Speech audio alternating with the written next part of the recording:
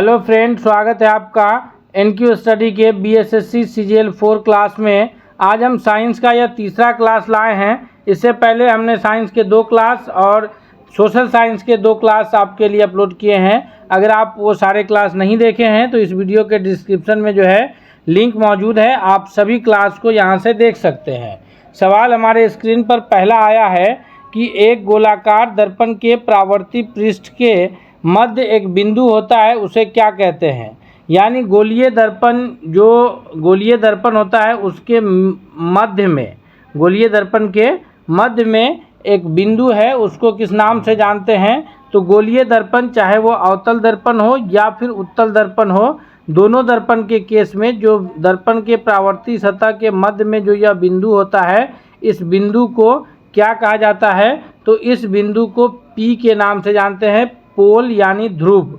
Option A correct answer हो जाएगा कि गोलीय दर्पण के परावर्ती सतह के मध्य में जो बिंदु होता है उसको किस नाम से जानते हैं। तो उसको जानते हैं ध्रुव के नाम से। किस नाम से जानते हैं? ध्रुव के नाम से। और ध्रुव से जो सीधी रेखा खींची जाती है इसी को कहते हैं प्रिंसिपल एक्सिस, यानी जो है प्रधान अक्ष के नाम से जानते हैं। और इसी प्रिंसिपल एक्सिस पर जो है वक्रता त्रिज्या और फोकस दूरी होती है। वक्रता त्रिज्या यानी वक्रता केंद्र C है और फोकस F है। तो ये फोकस दूरी जो होती है F, वो वक्रता त्रिज्या की आधी होती है। ये भी याद रखिएगा आप गोलीय दर्पण के केस में। और इस प्रकार जो है यहाँ पर ये C, P और F ये सभी एक सीध में है, एक लाइन में है। अगले प्रश्न की ओर बढ़ते हैं। नेक्स्ट सवाल है हमारे स्क्रीन पर कि किसी चालक में विद्युत धारा उत्पन्न ऊष्मा को किस रूप में निरूपित करता है। किसी चालक में विद्युत धारा जो है द्वारा ऊष्मा जो उत्पन्न होता है, विद्युत धारा के द्वारा उत्पन्न ऊष्मा को किस रूप में निरूपित किया जाता है। यहाँ पर हीट के लिए पूछा जा रहा है कि हीट को किस रूप में निरूपित करेंगे। तो विद्युत धारा के लिए जो है IV = IR होता है। यहाँ पर वोल्टेज = करेंट इंटू रेजिस्टेंस, यानी V = IR है। इसी फार्मूला से हम लोग निकालते हैं V = H, यानी ऊष्मा जो है वह होता है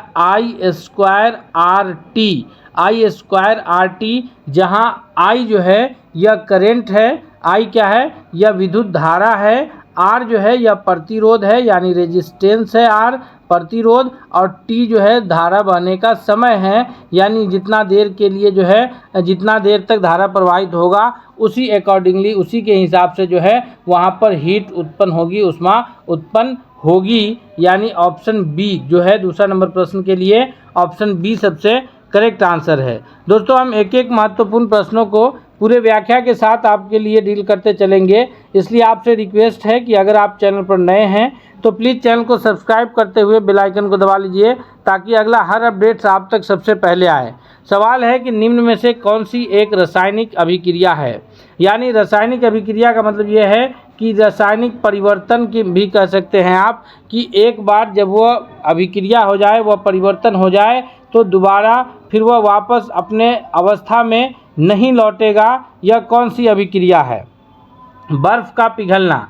बर्फ़ पिघल करके पानी बनेगा और फिर उस पानी को हम लोग फ्रीजिंग करके बर्फ़ बना सकते हैं। तो यह भौतिक परिवर्तन है या भौतिक अभिक्रिया में चला जाएगा। उसके बाद है आयोडीन क्रिस्टल का ऊर्ध्वपातन।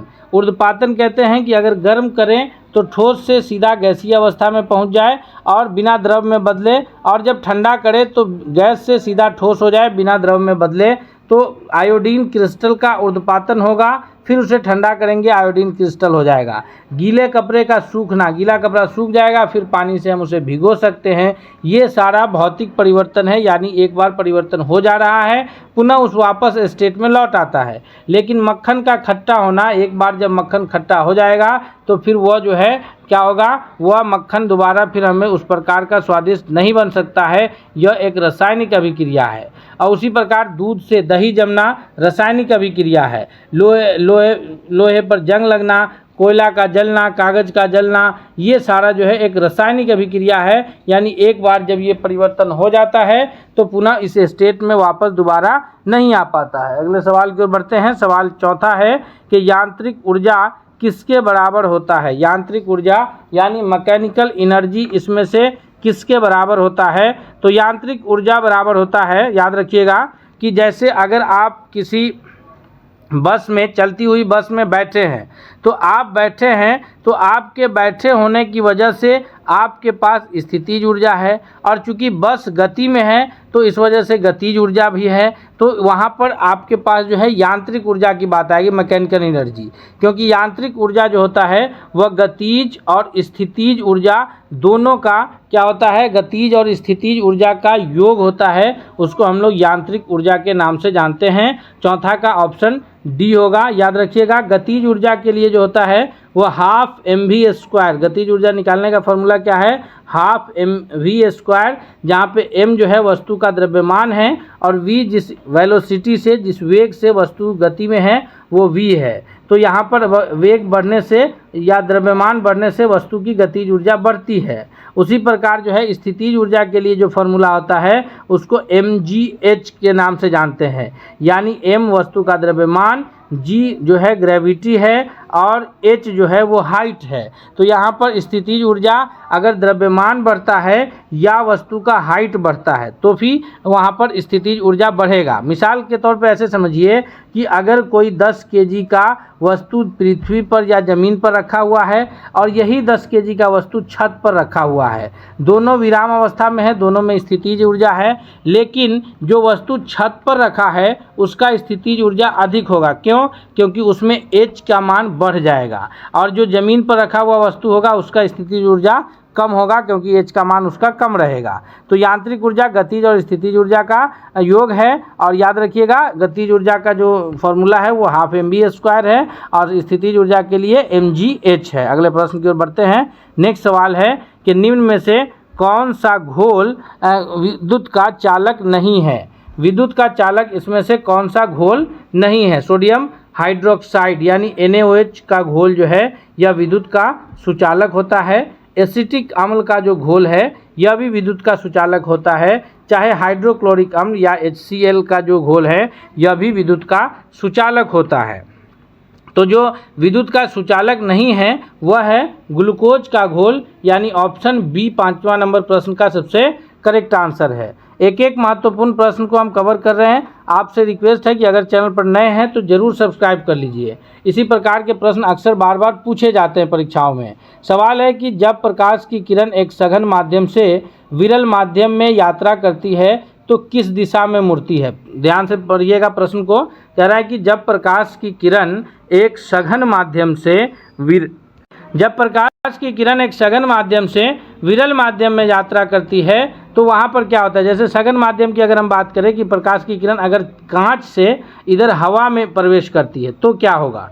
तो जब प्रकाश की किरण सघन माध्यम से विरल में आएगी तो वहाँ पर क्या होगा कि वह प्रकाश की किरण अभिलंब से दूर और तेज गति से गमन करेगी, क्योंकि सघन माध्यम में प्रकाश की चाल कम हो जाती है, विरल माध्यम में प्रकाश की चाल बढ़ जाती है। और सघन माध्यम में जब प्रकाश की किरण इंटर करती है तो अभिलंब की ओर मुड़ती है, और विरल माध्यम में जब जाती है तो अभिलंब से दूर भागती है। यहाँ पर हम लोग कांच और हवा का उदाहरण लिए हैं।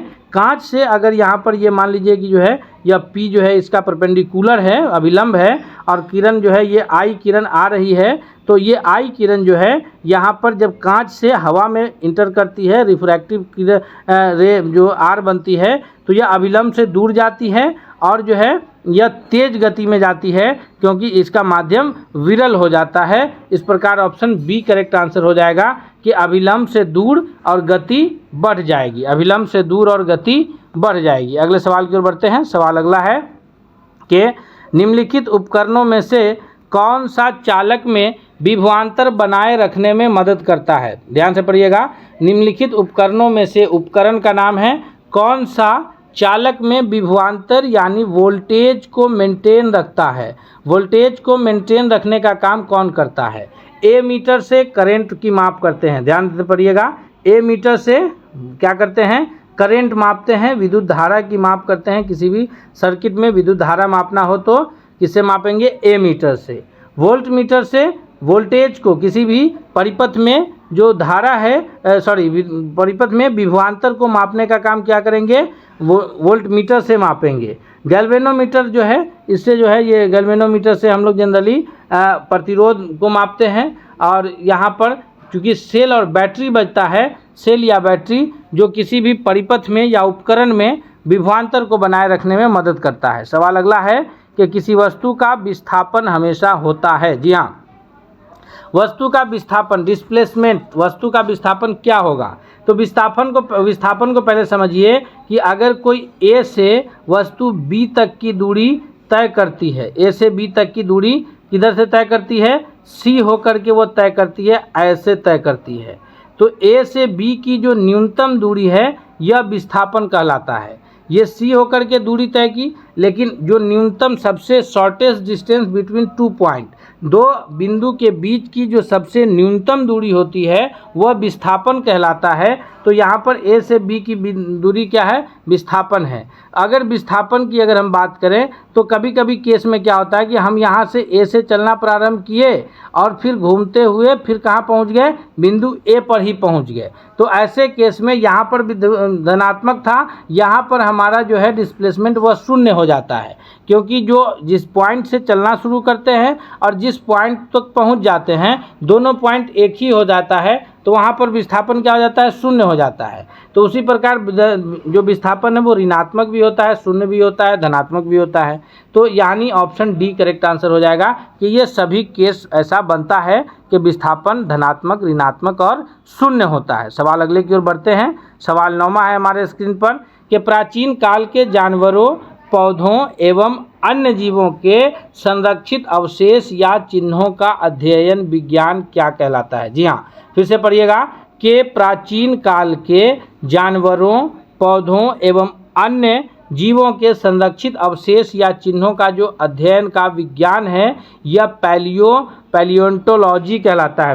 पैलियोंटोलॉजी यानी ऑप्शन सी के नाम से जाना जाएगा। एंथ्रोपोलॉजी है ऑप्शन ए में। एंथ्रोपोलॉजी में क्या है कि यह मानव के विकास, रीति रिवाज, इतिहास, परंपरा इत्यादि का अध्ययन बताता है। किसका? एंथ्रोपोलॉजी क्या बताता है? मानव का विकास, उसका रीति रिवाज, उसका इतिहास, उसका परंपरा, इसको बताता है कौन? एंथ्रोपोलॉजी। और आर्कियोलॉजी है, यह पुरातात्विक विज्ञान है। पुरातात्विक विज्ञान का मतलब ये है कि जैसे अवशेष के बारे में अगर अध्ययन करते हैं, जैसे सिंधु घाटी सभ्यता के अवशेष का जो अध्ययन हुआ तो वो आर्कियोलॉजी कहलाता है। आर्कियोलॉजिकल सर्वे ऑफ इंडिया जो है ASI, ये इंडिया का एक ये है मतलब संस्था है जो इसका अध्ययन करता है। अगले प्रश्न की ओर बढ़ते हैं। सवाल है कि ऑस्टियोपोरोसिस रोग किससे संबंधित है? हृदय, गुर्दा, फेफड़ा या फिर हड्डी? तो ऑस्टियोपोरोसिस जो है ऑस्टो से ऑस्टियोपोरोसिस है, याद रखिएगा। ऑस्टो से जो रोग होता है वो जनरली विटामिन डी की कमी से होता है, और विटामिन डी की कमी से जो है हड्डी से संबंधित है। इसी विटामिन डी की कमी से जो बच्चों में रोग होता है उसको रिकेटस के नाम से जानते हैं, और जो वयस्क में जो रोग होता है उसको ऑस्टियोपोरोसिस के नाम से जानते हैं। विटामिन डी की कमी से वयस्कों में होने वाला रोग ऑस्टियोपोरोसिस कहलाता है। क्या कहलाता है? ऑस्टियोपोरोसिस कहलाता है। और बच्चा को होने वाला रोग रिकेटस कहलाता है। क्या कहलाता है? रिकेटस, याद रखिएगा। अगले प्रश्न की ओर बढ़ते हैं। सवाल अगला है 11वां है कि मानव में बैक्टीरिया के संक्रमण को रोकने का सबसे सरल इलाज क्या है? मानव में बैक्टीरिया के संक्रमण को रोकने का सबसे सरल इलाज क्या है? सबसे सरल इलाज है कि एंटीबायोटिक्स का इस्तेमाल किया जाए। और इसी वजह से जो रोग होते हैं तो डॉक्टर्स जो है दवा के साथ साथ जो एक दवा जोड़ता है एंटीबायोटिक्स, तो याद रखिएगा ये सबसे आसान इलाज है कि हम बैक्टीरिया को रोक सके एंटीबायोटिक्स का इस्तेमाल करके। सवाल अगला है कि अलैंगिक प्रजनन लैंगिक प्रजनन से भिन्न है। अलैंगिक प्रजनन लैंगिक प्रजनन से भिन्न है। दोस्तों, हम एक एक महत्वपूर्ण प्रश्नों को आपके लिए कवर कर रहे हैं, इसलिए आपसे सिर्फ रिक्वेस्ट है कि अगर आप हमारे चैनल पर नए हैं तो प्लीज़ चैनल को सब्सक्राइब कर लीजिए, बेल आइकन को प्रेस कीजिए ताकि अगला हर अपडेट्स आप तक पहुंचे। और अगर यह क्लास आपको पसंद आ रहा है, आपको इस क्लास से फ़ायदा मिल रहा है, तो आप इसको वीडियो को लाइक करते हुए दोस्तों के बीच शेयर कीजिए ताकि सभी लोगों की तैयारी बेहतर हो सके। सवाल है कि अलैंगिक प्रजनन लैंगिक प्रजनन से भिन्न कैसे है? तो अलैंगिक प्रजनन लैंगिक प्रजनन से भिन्न है। क्यों भिन्न है? क्योंकि इसमें नए जीव जो है माता पिता के समान होते हैं। किसमें? लैंगिक प्रजनन में। नए जीव जनक माता पिता के समान होते हैं। अलैंगिक जनन और क्या है कि सामान्य कोशिका विभाजन होता है। किसमें? अलैंगिक जनन में क्या होता है? सामान्य कोशिका विभाजन के द्वारा अलैंगिक जनन होता है। अलैंगिक जनन में क्या होता है? सामान्य कोशिका विभाजन जो प्रोटिस्टा और मोनेरा जगत में होता है, और इसका विखंडन जैसे अमीबा के द्वारा होता है, मुकुलन के द्वारा होता है। ये इसमें डिफरेंस है। अगला है कि निम्न में से कौन बढ़ते भ्रूण के लिए पोषक उत्तक का कार्य करता है? जी हाँ, 13वां नंबर प्रश्न है कि निम्न में से कौन बढ़ते भ्रूण के लिए पोषक उत्तक का कार्य करता है? जी, निम्न में से कौन बढ़ते भ्रूण के लिए पोषक उत्तक का कार्य करता है? तो पोषक उत्तक का कार्य करता है कौन? एंडोस्पर्म्स। एंडोस्पर्म्स जो है यह भ्रूण में पोषक उत्तक का कार्य करता है। ऑप्शन सी करेक्ट आंसर है। सवाल अगला है कि एक पौधे के तने या जड़ का घेरा किस कारण बढ़ता है? जी हाँ, एक पौधे के तने या जड़ का घेरा किस कारण बढ़ता है? एक पौधे के तने या जड़ का घेरा जो है वह किस कारण बढ़ता है? तो यह है कि एक पौधे के जो तना या जड़ का जो घेरा है या लेटरल मेरिस्टेम के कारण, लेटरल मेरिस्टेम यानी ऑप्शन ए करेक्ट आंसर है। लेटरल मेरिस्टेम के कारण बढ़ता है। जब पौधा अवरोही भाग जो मूलांकुर में विकसित होता है, जड़ है, और जिबरेलिन्स हार्मोन पौधे को लंबा करने तथा फूल बनने में मदद करता है। याद रखिएगा। सवाल अगला है कि 15वां है, उत्तक के संबंध में कौन सा कथन सही है? जी हाँ, उत्तक के संबंध में कौन सा कथन सही है? ध्यान से पढ़ेंगे तीनों को हम लोग। कोशिका से उत्तक और उत्तकों से अंग का निर्माण होता है, सही है। छोटी छोटी कोशिका से मिलकर के उत्तक बनता है। जो एक तरह की कोशिका एक कार्य करने के लिए उत्तक बनाता है, और उत्तकों का समूह अंग बनाता है, और अंग का समूह अंगतंत्र बनता है, फिर उससे शरीर का निर्माण होता है। उत्तक शब्द का प्रयोग विचट ने किया, बिल्कुल सही है। और है कि वे कोशिकाएं जो मूल रूप से दिखने में और कार्य करने में समान होते हैं उत्तक कहलाती है। उत्तक का परिभाषा ही यही है कि समान रूप से एक कार्य को अंजाम देने के लिए जो कोशिकाओं का समूह होता है वो उत्तक कहलाता है। तो वे कोशिकाएं जो मूल रूप से दिखने में और कार्य करने में समान होती है उत्तक कहलाता है। यह उत्तक का परिभाषा है। इस प्रकार दोस्तों ऑप्शन ए करेक्ट आंसर है कि तीनों कथन सही है। तीनों कथन सही है। सवाल अगला है कि मानव शरीर के भीतर रक्त में से किसकी उपस्थिति के कारण नहीं जमता? मानव शरीर के भीतर रक्त किसकी उपस्थिति के कारण नहीं जमता है? बाहर निकलने पर वही रक्त थक्का बन जाता है, जबकि जो है ये शरीर में वह रक्त नहीं जमता है। क्यों? किसकी उपस्थिति के कारण? तो वह है हिपैरिन के उपस्थिति के कारण। हिपैरिन के उपस्थिति के कारण मानव शरीर में रक्त नहीं जमता है, जबकि फाइब्रिनोजेन रक्त को थक्का बनाने में सहायक होता है। फाइब्रिनोजेन खासकर जब विटामिन के जो है जो अगर उसकी कमी होती है तो फिर हमारा रक्त थक्का नहीं बन पाता है। सवाल अगला है कि नाइट्रोजन स्थिरीकरण, नाइट्रोजन फिक्सेशन करने वाले जो ब्लू ग्रीन एलगी है, नील हरित शैवाल, ये कौन से फसल के खेतों में पाए जाते हैं? नीले हरित शैवाल जो नाइट्रोजन फिक्सेशन का काम करता है, यह किस में पाया जाता है? किस खेत में? धान, गेहूं, मक्का। तो आपको पता होगा कि जो दलहन फसलें हैं उसमें राइजोबियम बैक्टीरिया के द्वारा नाइट्रोजन फिक्सेशन होता है।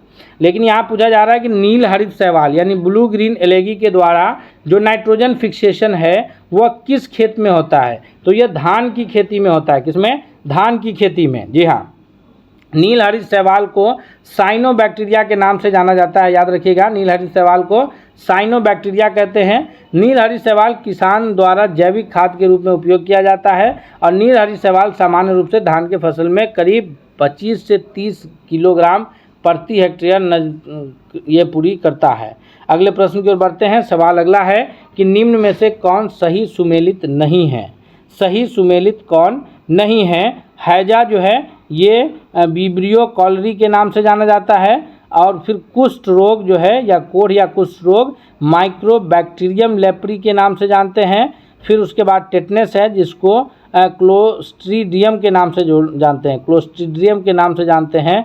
और प्लेग जो है ये ऑप्शन गलत है, सही सुमेलित नहीं है, इसलिए ऑप्शन डी सही उत्तर होगा, क्योंकि प्लेग को जो है बैसिलस पेस्टिस के नाम से जानते हैं। किस नाम से जानते हैं? बैसिलस पेस्टिस, बैसिलस पेस्टिस किस नाम से जानते हैं? बैसिलस पेस्टिस, बैसिलस पेस्टिस के नाम से जानते हैं। और काली खांसी क्या अगर रहे तो उसको होमोफिलस प्रोटिस के नाम से जानते हैं। होमोफिलस ये होमोफिलस जो प्रोटिसिस है, होमोफिलस प्रोटोसिस, इसको काली खांसी को जानते हैं। किसको जानते हैं? काली खांसी को, याद रखिएगा। बाकी ये तीनों सही सुमेलित है। और हेमोफिलस जो प्रोटिसस है ये काली खांसी को जाना जाता है, और प्लेग को बैसिलस पेस्टिस के नाम से जानते हैं। सवाल 19 है दोस्तों। हम 20 प्रश्नों के इस सेट में 19वें प्रश्न पर आ चुके हैं। हम सारे प्रश्न आपके लिए बहुत ही इंपॉर्टेंट प्रश्नों को कवर किए हैं, इसलिए आपसे रिक्वेस्ट है कि चैनल पर नए हैं तो ज़रूर सब्सक्राइब कीजिए और बेल आइकन को प्रेस कीजिए ताकि अगला हर अपडेट्स आप तक सबसे पहले पहुंचे। सवाल है कि इलेक्ट्रॉन के तरंग की प्रकृति जो है यह किसने खोज किया था? इलेक्ट्रॉन के तरंग की प्रकृति का खोज ऑप्शन ए डी ब्रॉली के द्वारा किया गया था। डी ब्रॉली यानी डॉक्टर ब्रॉली के द्वारा किया गया था। और 20वां जो आज के इस सेट का अंतिम प्रश्न है कि मेंडलीव द्वारा बनाई गई आवर्त सारणी में वर्गों की संख्या कितनी थी? तो मेंडलीव ने जो आवर्त सारणी बनाया था उसमें उन्होंने 7 आवर्त रखा था और 9 वर्ग रखा था। कितना? 9 वर्ग रखा था। मेंडलीव ने कहा था कि तत्व के परमाणु भौतिक एवं रासायनिक गुण उसके बढ़ते परमाणु द्रव्यमान के आवर्त फलन होते हैं। याद रखिएगा, मेंडलीव ने क्या कहा था कि तत्व के बढ़ते भौतिक एवं रासायनिक गुण जो है तत्व का बढ़ते परमाणु द्रव्यमान के आवर्त फलन होते हैं। 7 आवर्त 9 वर्ग में बनाया था, इस वजह से वो फेल हो गए। मोस्ले के द्वारा बनाया गया जो आधुनिक आवर्त सारणी है वो किसके द्वारा बनाया गया है? मोस्ले के द्वारा। इन्होंने 7 आवर्त और 18 वर्ग रखा है, जिसमें जो 18वां वर्ग है यह अंतिम है। जो इसमें जो है 18वां वर्ग जो है अंतिम वर्ग, इसमें निष्क्रिय गैस को इन्होंने रखा है। और मोस्ले ने बताया कि तत्व के भौतिक एवं रासायनिक गुण उसके बढ़ते परमाणु संख्या के आवर्त फलन होते हैं। सिर्फ द्रव्यमान और संख्या में अंतर था, इसलिए मेंडलीव फेल हो गए और मोस्ले का आवर्त सारणी अभी प्रभावशाली है। दोस्तों 20 महत्वपूर्ण प्रश्नों को अभी कवर किए हैं जो आपके परीक्षा की दृष्टि से बहुत लाभकारी होगा। इसलिए आपसे अब चलते चलते रिक्वेस्ट है कि चैनल पर नए हैं तो सब्सक्राइब कीजिए, बेल आइकन को प्रेस कीजिए। मिलते हैं अगले सेट के साथ, तब तक के लिए बहुत बहुत धन्यवाद।